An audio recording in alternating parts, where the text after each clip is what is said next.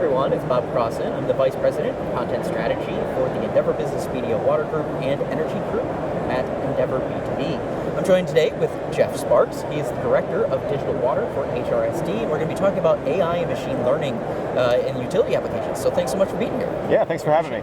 Yeah, we appreciate your time, and I know that you guys are one of the few utilities that I've been able to talk to actually about implementing AI and machine learning. So what are you guys looking at right now? Like, what are some ways that you're using these tools at the moment? Well, most of our AI projects are in development, so I'll just have to, full disclaimer, full transparency. That's fine.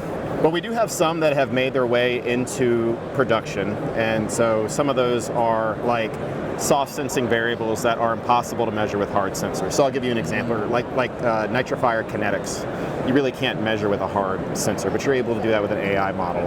We also use AI for waste rate optimization.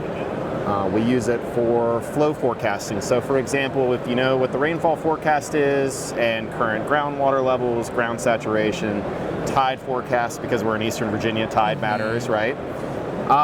You can start to then predict or forecast what the flow rate might be to your wastewater treatment plant the next day. We're also using AI to identify hotspots for I&I in the collection system. So we have a number of projects that have made their way into production, but the majority of them, I mean, we really have dozens in the queue, that are currently in development. So. Yeah. So what are you hoping, like in terms of benefits, when you think about this, what types of things is this affording you to do? I'm thinking about the flow especially is very useful to have the right people on staff on hand during specific moments, being able to plan around big events and whatnot, especially with peak flows and whatnot. So how are you guys, what benefits are you seeing from your perspective so far? Yeah, so just being more proactive, right? So more proactive management of the equalization tank when you have high flows. So you brought up a really great example. But in regards to the nitrification projects that I brought up, so one being waste rate optimization, another one being soft sensing nitrifier kinetics, that allows us to do tighter or better control upstream of these more advanced biological processes, so like mainstream pDNA, for example. So I think if the industry wants to move forward with more advanced processes and then sort of riding the edge, like in terms of energy and chemical costs, right? Like not wasting those two things, we might need to start leveraging AI more than we have, of course, in the past. I mean, some of these options, of course, have only been available within the past 5 or 10 years. Or 2 to 3. But if you look at where other industries are, they're much farther ahead than we are. So we got to get on the ball, and I think we're headed in a great direction at HRSD, and I think that really, based on some of the presentations and things I'm seeing here at WEFTEP, I'm excited about the path forward. Yeah, about the direction.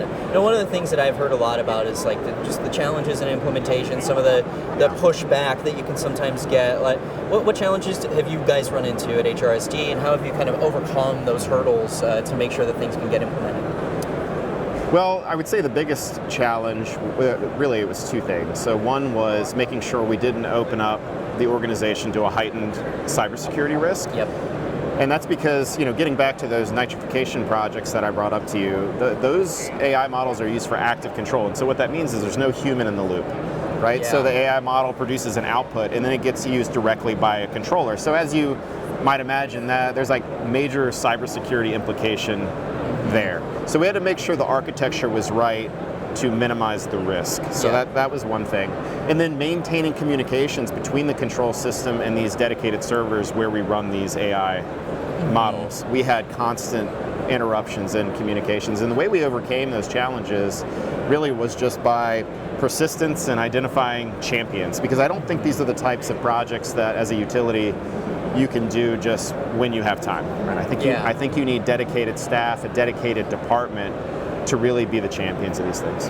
Yeah, as is often the case with something new like this, you need someone to carry it forward who's going to dig into the details, who's going to operationalize it, because that's the other, right? That's right, yeah. So, well, when you think about the modern water and wastewater utility, obviously things have really changed in the past 10 years. With this advent of AI, I imagine it's going to change pretty dramatically in the next 5 to 10 as well. Where do you see the modern utility being in the 5-10 year horizon? 5 years, I think not a lot changes really in a 5-year time frame, because we're such a big ship and it takes a long time to make that turn, right?